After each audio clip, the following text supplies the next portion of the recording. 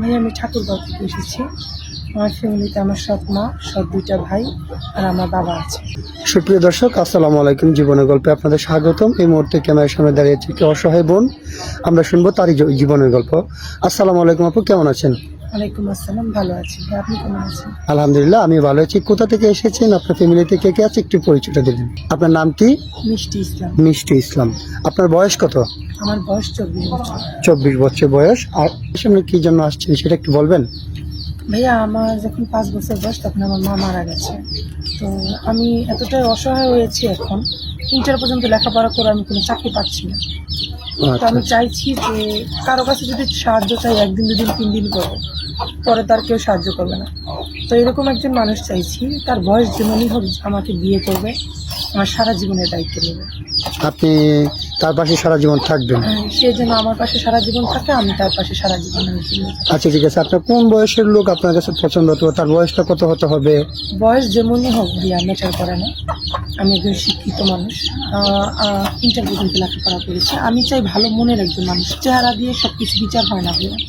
আচ্ছা, বুঝতে পারছি। তো আমরা তো যদি যখন এই ভিডিওটা আপলোড করব, অনেক দেশ থেকে প্রবাসী ভাইয়েরা যোগাযোগ করতে চাবে। অনেকের মনে করেন স্ত্রী নাই, চলে গেছে, পরকীয়া করে চলে গেছে, অথবা বিবাহিত অথবা বউ মারা গেছে, ওনাদের একটা বাচ্চা থাকে।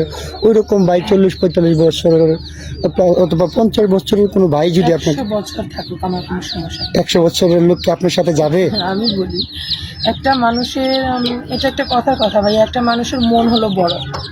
আমি একটা ভালো মনের, ভালো চরিত্রের মানুষ চাই, যার চোখে আমি সবচেয়ে সুন্দর থাকবো। আমি বউ, আমাকে সম্মান দিবে, আমি একটু সম্মান, একটু আদর, স্নেহ, ভালোবাসা চাই, কিছু চাই না। আবার এখানে একটা কথা আছে, একটু বয়স বেশি হইলে, আপনার যখন বয়সটা একটু কম থাকবে, সে আপনাকে সম্মান করবে, আদর করবে। এটা হচ্ছে বাস্তব কথা। আমি বুঝতে পারছি। তো যাই হোক আপু, যেহেতু আপনারা এখন, আপনার আব্বুর কি অবস্থা? আপনার আব্বু কেমন আছে? আব্বুর সাথে তো যোগাযোগ নাই, কারণ আমাকে তো আমার রাত 3টা বাজে আমার সাথে মারধর করে আমাকে তাড়াই দিছে। আমার লাইফে আমি এতটুকু বয়সে অনেক কষ্ট করছি ভাই। আমি মাদ্রাসা লাইনে লেখাপড়া করেছি, আমাকে এই প্রতিবেদনে আসতে হবে, ভিডিও ক্যামেরার সামনে আমি জীবনে ভাবতে পারি না। আজকে কষ্ট বলেই আসছি।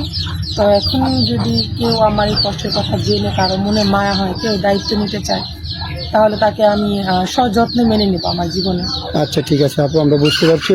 আপনার আব্বুর এখান থেকে চলে আসার পর ওনাদের কারোর সাথে আপনার যোগাযোগ নেই। এখন বর্তমানে আপনি আপনার বান্ধবীর এখানে ছিলেন, আমাদের এখানে আসছেন একটা ভালো মনের মানুষের জন্য, অথবা ভালো একটা ব্যক্তির জন্য। তো যাই হোক, আমরা এই ভিডিওটা আপলোড করার পর তো অনেকে চাবে যে আপনার সাথে যোগাযোগ করার জন্য। তো ওনারা আপনার সাথে যোগাযোগ করবে কিভাবে? আমার সাথে যোগাযোগ করলে আপনাদের মাধ্যমে যোগাযোগ করতে হবে। কেন, আপনার ফোন নেই?